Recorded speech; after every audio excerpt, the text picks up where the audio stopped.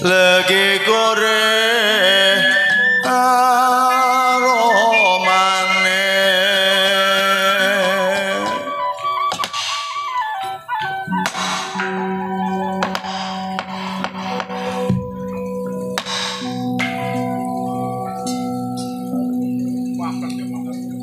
yang sukmo sesmitanin sun bono langgeng rahayu sagung dumadi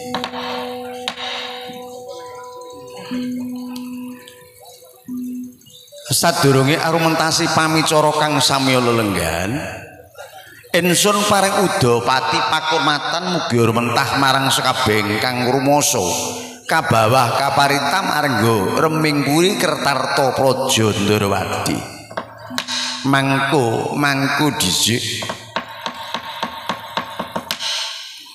duh pepunden dalem ing Mandura Rakanta Sang Prabu Sultan Hadiwijaya Sang Prabu Balarama duh pepunden kula Kakang ingkang kula bekteni rina kelawan wengi punapa tansah manggih ing karahayon rawuh wonten ing Ndarawati Koko Prabu Balarama nanggling swangsri Baladewa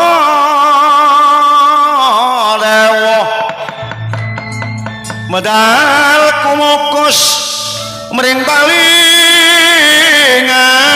kang diembo swarane kang diembo swaraning liman mongso yal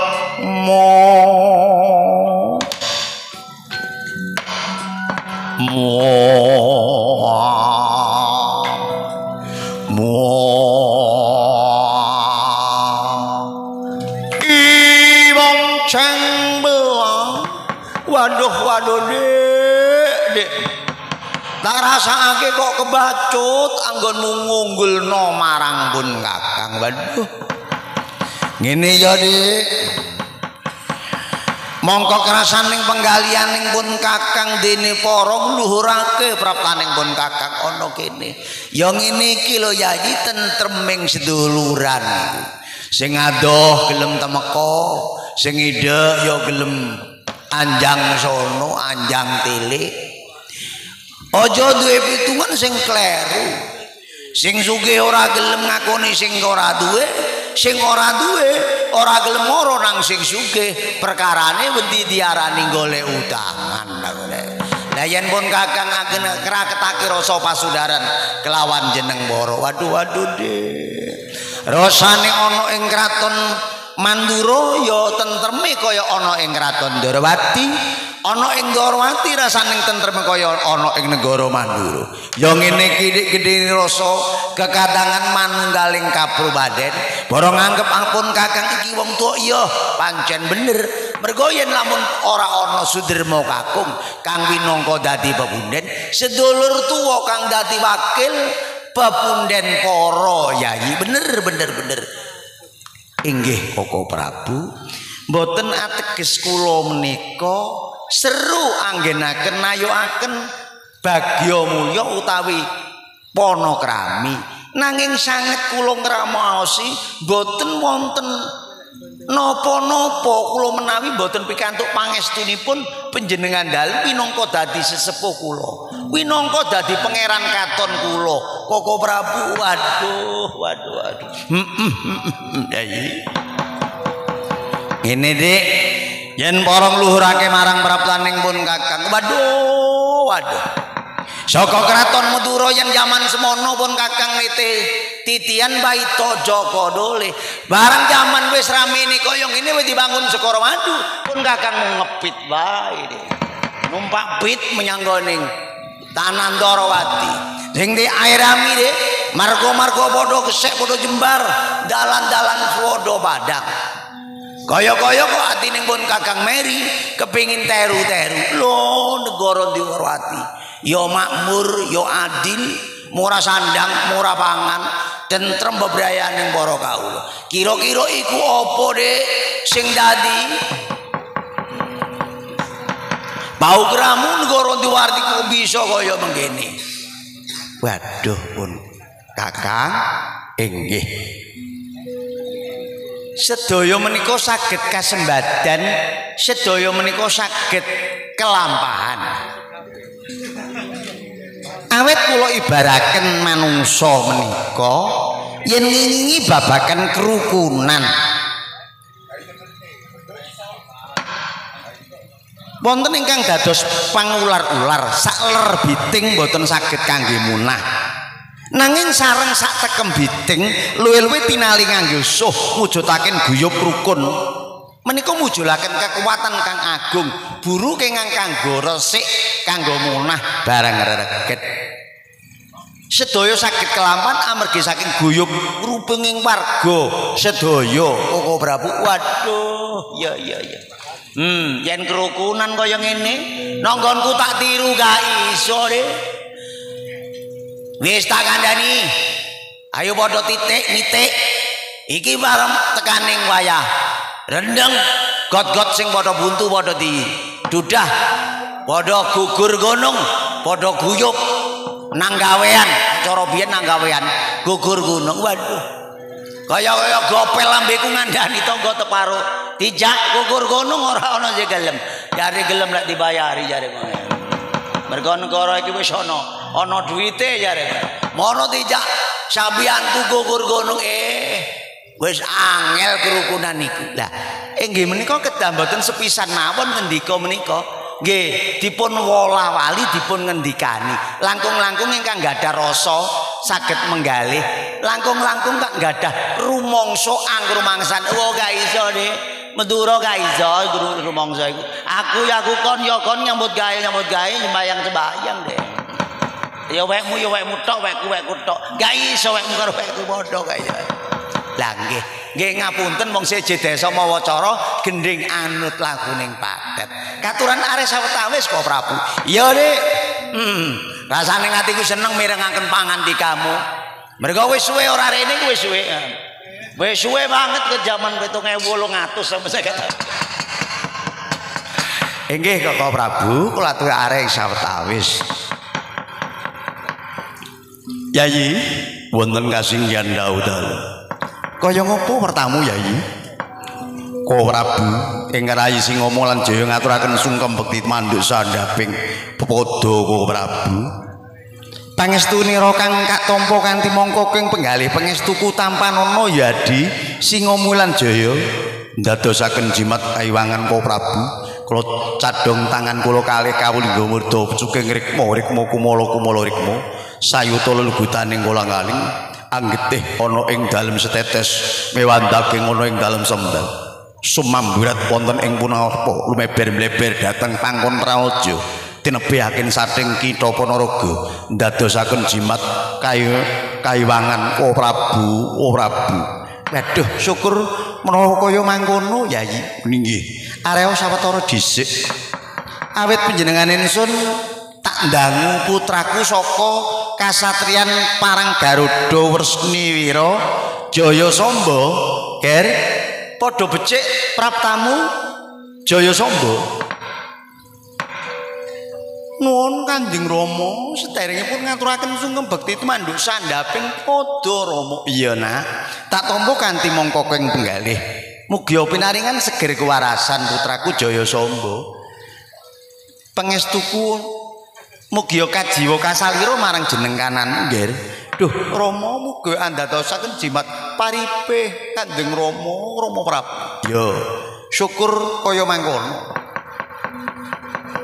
Jayasamba lenggah sawetawis panjenenganing pun Rama tak ngaturake wawang garitna kukusing pasaliran marang panjenenganing Yayi Harya Sentyaki.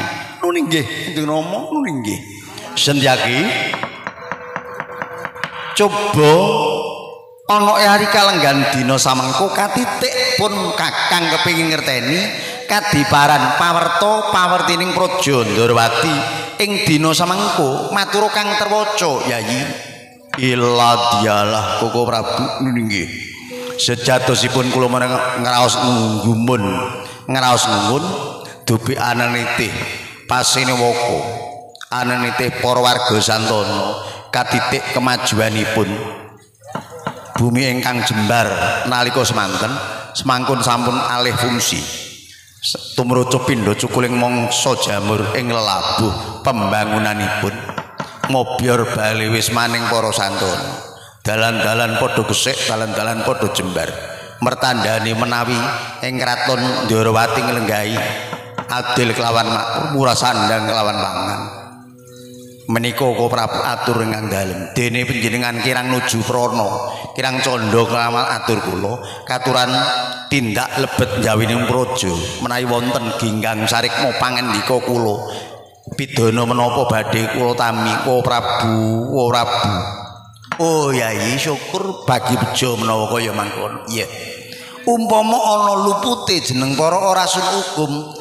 mandar sungkanteni sing paran Rikapara awit jeneng kanan para wis sabiyantu tumraping negara Ndrawati kejabaning saka iku yayi apa isih ana kang para aturna ing babagan ari kelenggan dina samengko Koko Prabu nuninggi Koko Prabu kula candra saking patebian kapinujon weneng pindha weneng ing sela kapinujon wening pindha wening ing tirta tigang marwatangan datang kersa paring pangandika menggah menapa sinuwun ingkang dadosaken darnaning penggalih katingal pangglong ing pepolatan nun sandika dawuh dalem kawula nuwun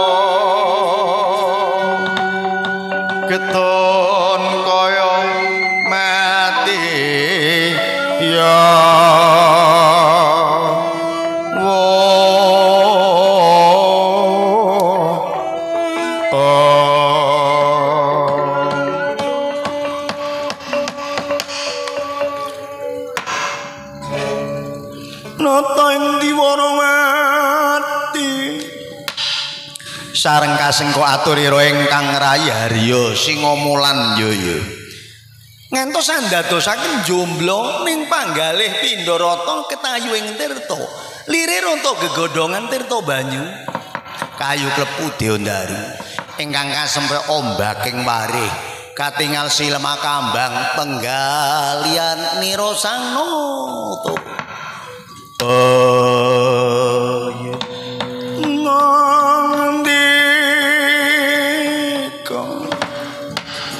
menapa to ingkang dipun gagas ing estining driya Sri Nalendra Bathara Kresna nembe kemawon pikantuk pekabaran wonten kedadosan ingkang kalangkung anyala wedi wonten ing tepis wiring kraton Ndrawati menika wonten sawijining pertapan ingkang nembe kemawon kabangun pertapan kala wau dipun wastani pertapan Sumber Ubal Jalatundha lah dening ingkang cikla-ciklu ndar bebeaning kayu aking peparap Sang Begawan Dewa Ndaru Kata para cekel, para maguyangan, maguyu uyu, para cantrik ingkang sapujanggan, ingkang samiya ngirep banyu ingkang wening nampa pigula wentah lan wejanganing Sang Begawan Dewa Ndaru. Wah. Pangandikaning suwijining pandhita ingkang bontos ing kaweruh, pandhita ingkang wicaksana, pandhita ingkang padhang panrawangi bebasan mangertosi ing sajroning winarah. Para pujangga, para brahmana, para resi, para ingkang nindakaken darmaning kapandhitan samiya mersudi ngelmu wening dhateng Begawan Dewa Ndaru. Wah, kaget raos penggaling Sri Narendra Bathara Kresna. Awit ingkang dipun lenggahi menika Kraton Ndarawati kok tanpa nganggo amit sewu apa nyuwun palilah, apa nyuwun pangestu ngedekno pertapan ana negara Ndarawati. Mila judheg raosaning penggaling Sang Ratu Ndarawati. Wah. Jroning sengkel penggaling Sang Prabu yen rinasa tansaya krasa ginega tansaya hanggar jita jroning tias ira kalbu dangu boten kersa paring pangandika temahan paring dawuh sabdaning aru glawan manis. Oh ana netra kang sinitikara ucanya karna karni tambah ira paningal lira suku loro asta loro kang kinarya sengkalaning mangsa Pandhawa manunggal wirahaning bumi.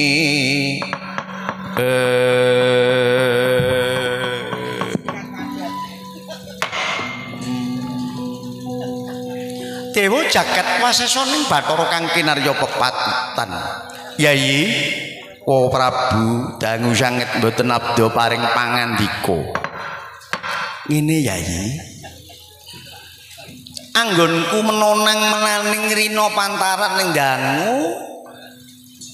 Aja nganti panjenengan ingsun nindakno kawicaksanan iku kleru, eling-eling panjenengan ingsun tak anggap wis tuwa. Yen wong wis tuwa ngendikan iku ora anggere ngomong nanging ngomong mawa watonan. Lah mok tak olah-alik klirune ning ndi, benere ning ndi. Iku lho Yai, ana sawijining pandhita kang ngedekno pertapan padepokan. Ana tepis wering Kraton Ndarawati, yen ora luput pertapane niku dipun wastani sumber ubalan Jalatunda utawa sumur ubalan Jalatunda kaya mengkono. Lah peparaping pandhita iku peparap Begawan Dewa Ndaru. Kabare jare sawijining pandhita kang tuwuk muduk gentur laku bontos kawruhe padhang kawruhe suka napakno sukmaraga lawan rasa ing sarining dina amung mangulet reh ing kautaman kaya mangkono. Dadi ora layak akeh wong kang padha mara, akeh wong padha merguru, apa para ya padha nyatakno kaya mangkono. Wah nggih niku mboten namung tiyang mriki, tiyang tebih nggih sampe mriko. Wong bakul pentol mawon nggih mriko niku sami laris-laris. Lah nggih enten nggih sinden suarane entek nggih mriko niku. Suarane mantuk celing ngoten. Sing ngaber mboten payu-payu rabi mendugi mriko nggih langsung dilamar tiyang lho. Lah sing enong niku kirangan kaya mboten mriko-mriko lah. Lah nggih rada dangu. Iya, kabaring pun Kakang ya kaya mangkono.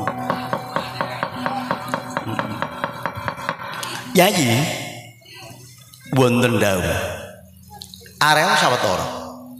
Inggih. Amit sewu Koko Prabu ing Ngandura ingkang rayi nyuwun pitedah amrih sainipun kadosa pundi kula napa kedah dos pundi ngenani pendhita ingkang mertapa wonten ing bumi Ndarawati tanpa sesorah utawi tanpa nyuwun palilah panjenengan ingsun minggahing penggalih Koko Prabu ing Mandura kadosa pundi. Waduh no. Ngene no. Yen perkara sak cebloke omah ora dadi apa, mong sautering bumi ora dadi apa. Nanging sing tak pikir ku ngene lho no. Wong urip ana donya iku kudu ana tintingan ana kang ditintingi. Yen sipating pendhita mesti akhlake ngapik. Yen sipating pandhita mesti ngerteni darmane unggah-ungguh, budi pekerti, sopan santun, ngluhurna marang junjungane utawa sinut. Lho, lah wong angger manggon nang kono terus ora njaluk palilah marang Yayi Bathara Kresna. Tanggep yen iku wong luput. Lah nalar-nalare kados pundi? Lah, wong niku biasae ya. Nek ana omah sowong ana bumi sowong dititipi capil utawa kopiah. Seminggu kopiah kok gak ono sing njupuk. Lah menit dikeki kaos, kene kaos. Barang sebulan kaose kok ora ono sing njupuk. Lah mari ngono dititipi sapu. Sapu lidi kayak ngono sapu gerak. Lho kok sampai sabulan gak ono sing mangru disapone dirijiki tinggone omah. Lah yen wis tinggone omah, lek adik sing mau duwe musir, lho kok njaluk ganti rugi saya. Wong delok lemak jare. Lah mangkane wong ni mumpung karo yo kudu dibongkar, kudu diusir no. Wong gak ngajeni marang Kraton Ndarawati, orang ngajeni marang Yayi Bathara Kresna. Kudune kaya ngopo? Sing wicaksana no. Aja nglumbruk, aja baeno, aja ngleno anggone. Kudu sing tegas. Waduh. Kula niku saben hari menika jumangka menika miturut rasa kok. Lho rasa merasa sing ndi? Rasa oleh wis gak diajeni wong, wis aja adik aja. Aja gembul wong sing gak seneng awakmu aja. Lek ana wong gak seneng karo awakmu aja digembuli. Eman. Gembul liyane sing seneng. Lek ana wong gak geduga karo awakmu aja meparani. Ya percuma marani wong gak geduga ya. Dadi ngono no. Urip saiki sing teges, waton gegondelan kang linambaran, laku kang utama, tumindak kang becik, tumindak kang ora gawe susah. Parang inggih Koko Prabu, menawi panjenengan sampun ngendika kados mengaten pangandika panjenengan menika kula ugemi ndadosaken jejering lelampahan kula. Menawi kados ngaten badhe kula bongkar bangunanipun Yayi Sentyaki. Wonten kasingan daud-daud Prabu. Ayo Yayi, yen pancen wis dipilahi Kakang Prabu ing Mandura dina samengko, kerikake Prawadyabala. Mrepeki ana ing pertapan Sumur Ubalan Jalatundha utawa Sumber Ubalan Jalatundha iku gelem ora gelem dina semengko kudu dibubarake. Nggih Gusti sabda paduka ndadosaken amanah anggen kula tumindak kula bongkar bangunan menika Koko Prabu. Yen wedi aja wani-wani, yen wani aja wedi-wedi. Cukup pandengen marang jenengan ingsun Yayi. Nun inggih. Paripurna. Sabdaning Sang Ratu Ndarawati. Arsa jengkar lumebet dhateng lebeting kedaton Kraton Ndarawati mlebet dhateng ing sanggar pamujan. Lamun Cinandra saking Mandara kadya Jaka Brek ingkang lagi jemparing menara galak putih piyo.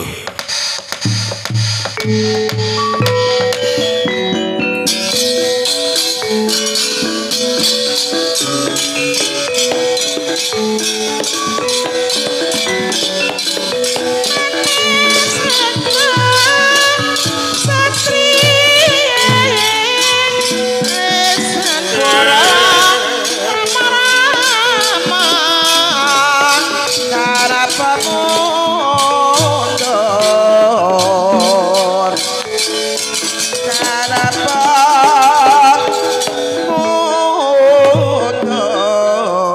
Bu. Ya yayi kaya ngopo? Saderengipun mangkat monggo sami lerem wonten sanggar pamujan. Menapa lerem wonten Andrawina? Wis ora usah dadak bujana Andrawina yayi. Pun Kakang cukup tentrem jroning bali. Perkara Andrawina ketemu mburi. Nggih kok Prabu nekat.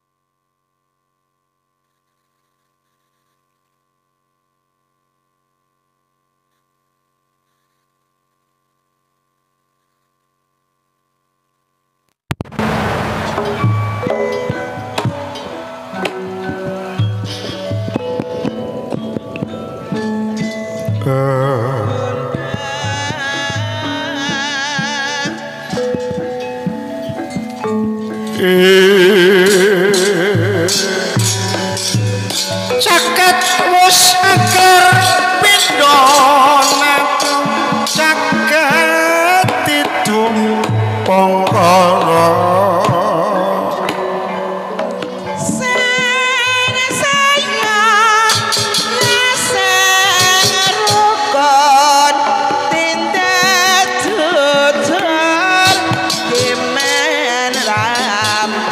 Gusti ingkang Maha Suci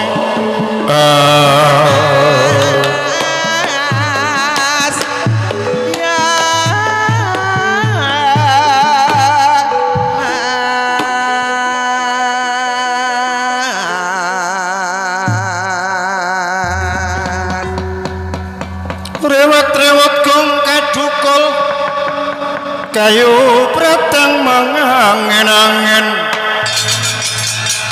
Gunung-gunung linggih prabawaku gunung monyo Rara Aita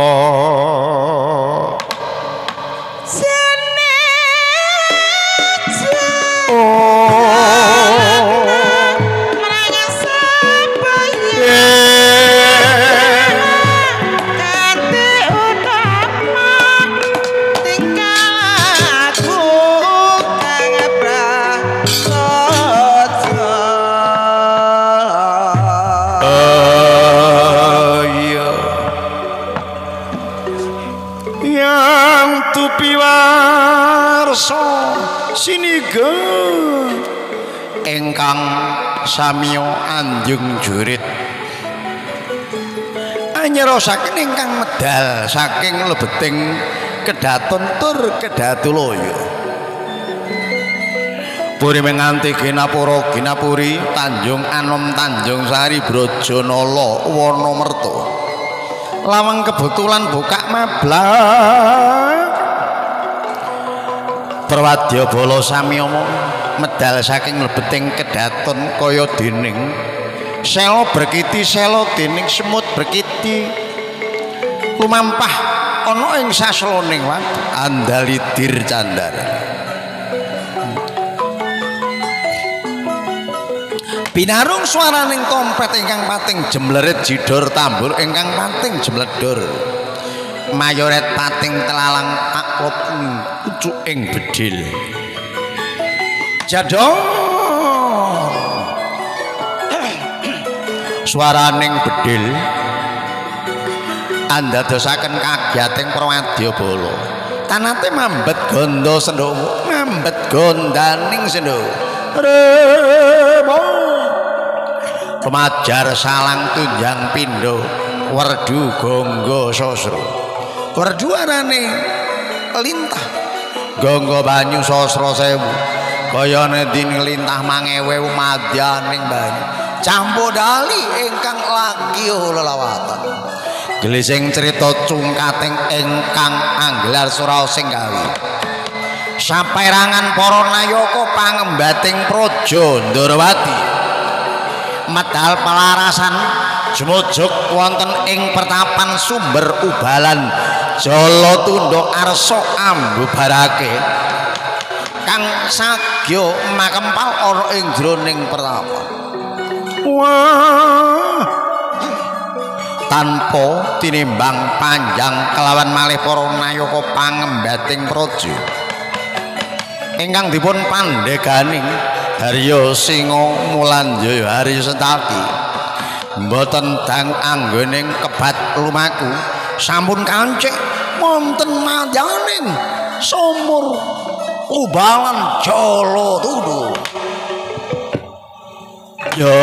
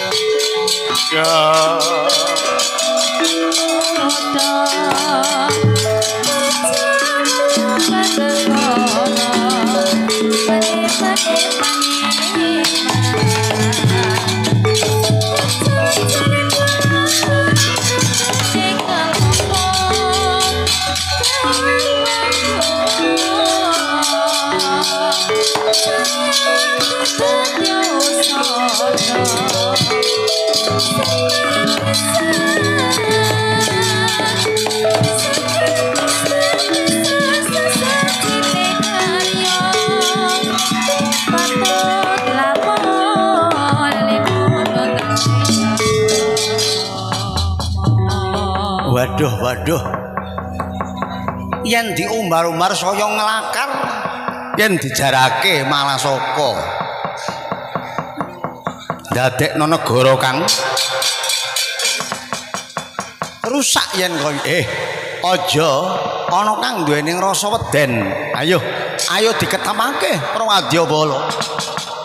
Enggal-enggal Jumedul ana ing pertapan sumur ubalan Jala Tunduk. Ayo dibubarno.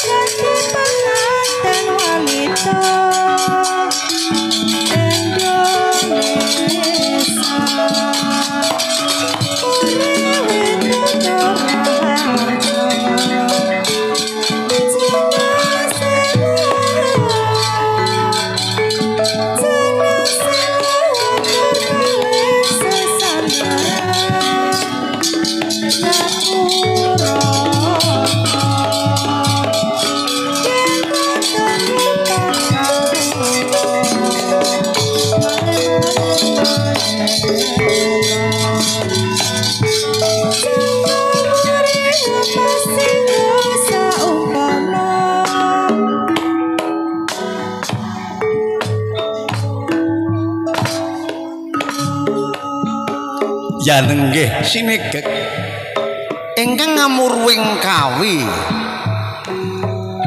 anyerasaken wonten ing lempenging undhita papan panggonan diarani pertapan Sumur Umbul Jalatundha. Dasar papan ingkang ayom, papan ingkang kebak sumber ingkang dipun pilih papan panggonane nyoto tuing sumber banyu mono sipating ayom hangayomi banyu mono sipating tuk kang bisa anggawa panguripan uriping panguripan wong sejagat.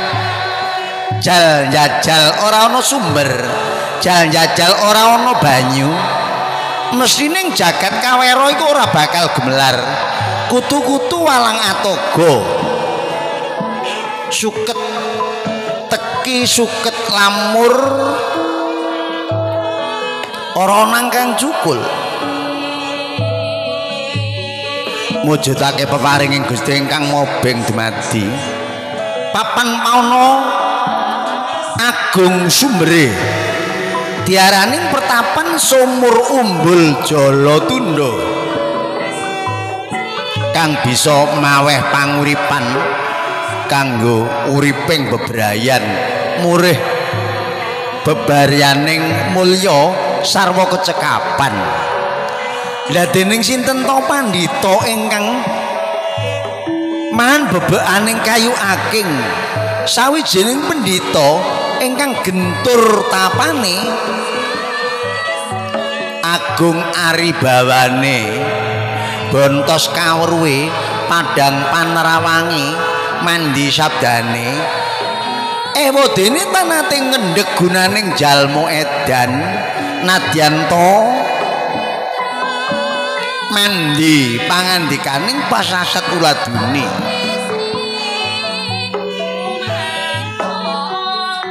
Pramila peparap Sang Begawan Dewa Ndaru. Sang Begawan Dewa Ndaru kagungan sekabat 3 setunggal sekabat Sukma Wali Kita ingkang angka 2 sekabat Kilat Bumi ingkang angka kalipun sekabat Kilobuana.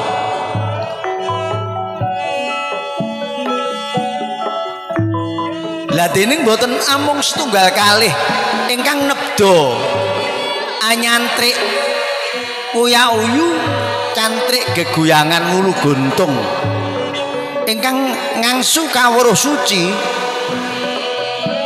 banyu kang wening ana ing pertapan Umbul Jalatundha menika wonten begawan kapiwara saking Kendali Sada inggih Meguru. Begawan Abiyasa Kresna Dwipayana inggih Meguru. Agul-agul Pandhita Ngastina saking Sukalima Begawan Kumbayana inggih Meguru. Napa malih kawontenaning Pandhita Talkanda Sang Begawan Warabisma inggih Meguru. Sumadaya sami suyut sumuyut wonten ngarsaning Sang Begawan Dewa Ndaru anak ulun yuganing kita nayu marcapada kang padha mersudi.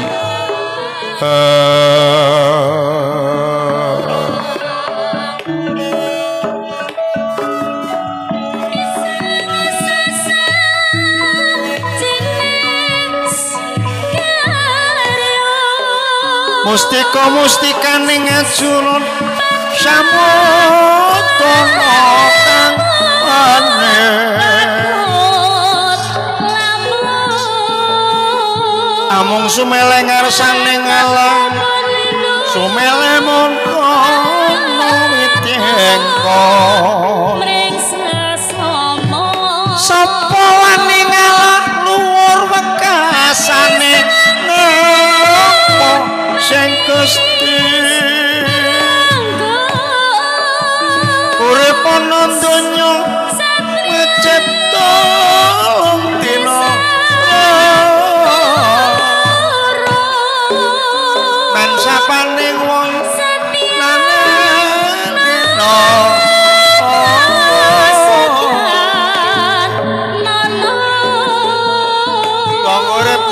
pangkati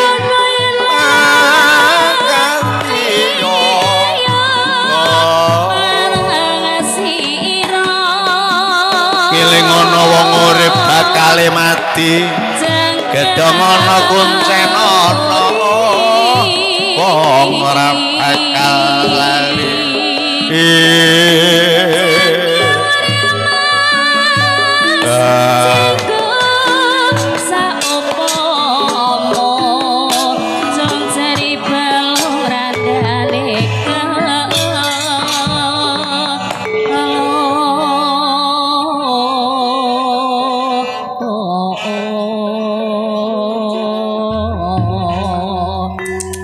ana rupa candra sasine kinapi budara ning smedi sasadara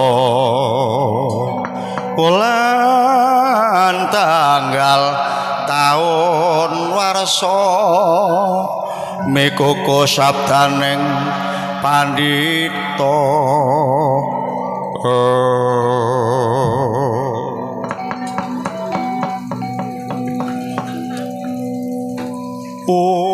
Mandaraum ong wilahing awigena anamu sidam luputa denda lawan sarik luputa denda dendaning kawang tuan amit sewu kang padha sawega gati ana ing pertapan sumur Umbul Jalatundha yen panjenengan ingsun sekirane ora nandukake basa jeneng kita nyuwun pangapura awit jeneng para kabeh kang mersudi ana ing pertapan sumur Umbul Jalatundha ya wis padha sepuh-sepuh kaya dening Begawan Kapiwara Reksi Anoman Andayapati Anoman wonten kasinggihan dawuh Rama Dwija Anoman iku saiki wis yuswa pira watawis sampun 3 abad saabad iku saabad menika 700 taun yen ngono umurmu sampun 300 tahun lu nemu wong umurmu iku lu kok jek golek ilmu isik gelem mersudi ngangsu banyu kang wening moko Anoman iku ya pendhita ana ing Kendali Sodo mergo apa Anoman amit sewu Rama panjenipun kula katitahaken wonten Mayapada menika setunggal kepingin mangertosi kawontenaning bawana ngantos ing delahan oh kepingin golek kawruh nganti tumekaning pati nganti tekan delane sing golek ilmu nggih sing angka loro nih angka kalih menika kula mboten gadah panyuwunan mboten gadah ketekatan nanging kula menika namung anut ilining banyu menawi urip kula menika tasik dipun ginakaken wonten donya kula nggih tasik manut mawon menapa ingkang dados peparinging Gusti Kang Maha Kawasa iya bagus manungsa salumrahing bumi iku kadang kala ana sing rumangsa pinter ngilani jangka ning jagat tak elingno ya Anoman aja to manungsa njangkai jagat ora bakal ngerti wingi jare lali meneh durung pinaruh lah sing saiki miguna manfaati tumraping sepadha-padha gelem nglakoni tulung tinulung sepi ing pamrih rame ing gawe awit wong urip ngunduh wong penggawe anoman inggih leres Rama panjenengan menika nentremaken penggalih kula ya amit sewu ingkang ari lenggah wonten ngarep kula panjenengan niku lak inggih sawijining brahmana begawan wiyasa wonten ing pertapan bumi mertau kok teksik demen ngang sukawruh dateng kita wonten napa niki sakjane wonten napa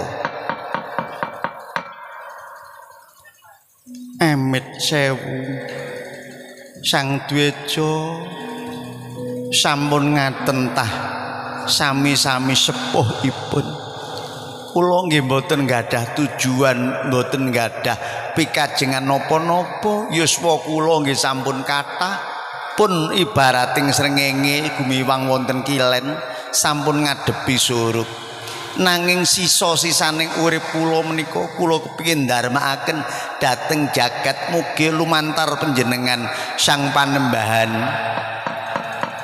Dewa Ndaru urip kula miguna manfaati tumraping bangsa utawi negari mekaten pinandhita ora duwening tekad ora duwening karep ora duwening gegayuhan mung sisa-sisaning urip iki muga-muga manfaat tumraping bangsa lan negara apik kang lenggah ana ing wuri iki ya pandhita agung pandhita kang wis kuncara pandhita sing wis spiral mboten spiral-piral niku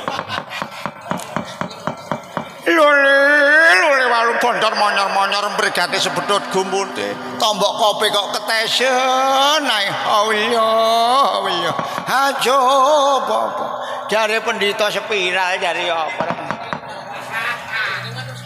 pendhita cekenal ngono lho kok spiral barang spiral kuwi siji gondek barang iku spiral iku sepandhe amit sewu sang panembahan menawi panjenengan menika ngandos ngaten menika amit sewu kula babar pisan mboten gadah tekad babar pisan mboten gadah karep diarani lungit kula pun lungit murid kula pun 5000 wong gondek wong jabaran wong Permeredo wong Puntimawan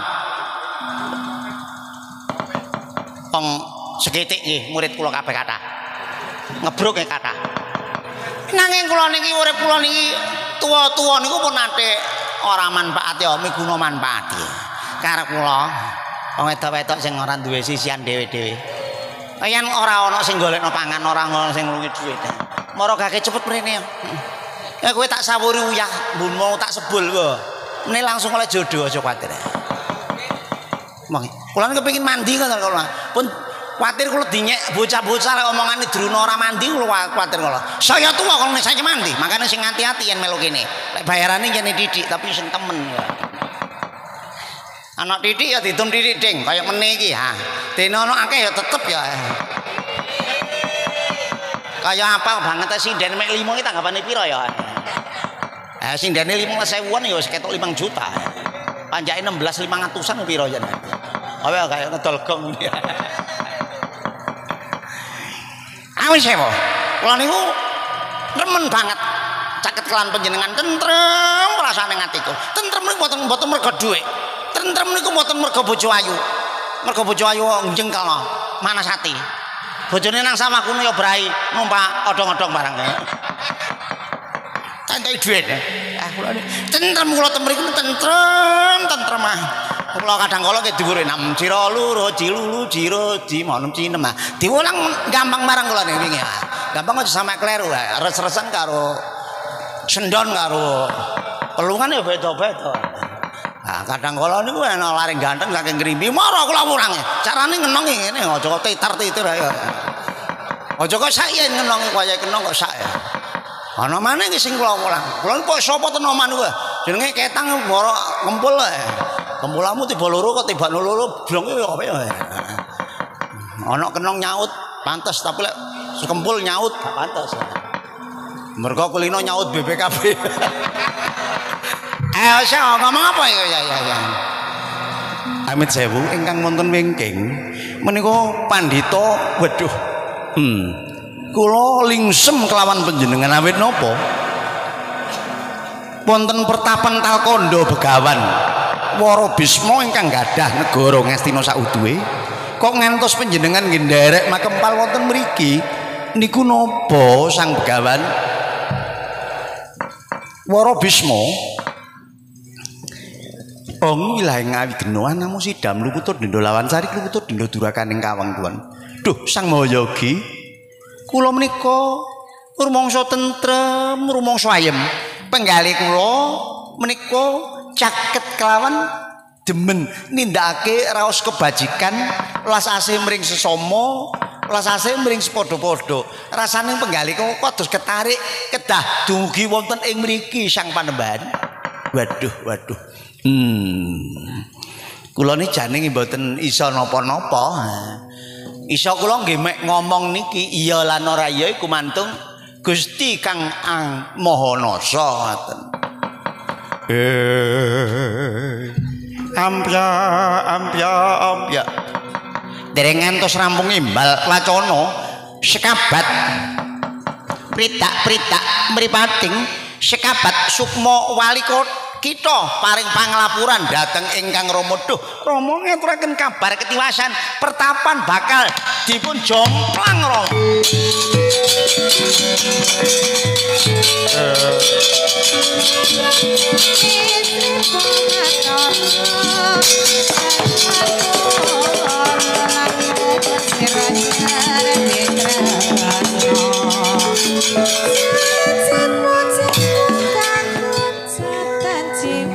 Kanjeng Rama ngaturaken kabar ketiwasan sukma wali kita inggih Rama ana mertapa saperangan Madyabala saking Kraton Ndarawati badhe bongkar pertapan sumur Umbul Jalatunda niki Rama. Waduh ya yen perkara ngono sing enom-enom bae sing ngurusi sing tuwa-tuwa netep ana jroning percabaan. Inggih Rama nyuwun tambahing pangestu ingkang putra pun sekabat sukma wali kita ingkang badhe bengkas Rama. Ya.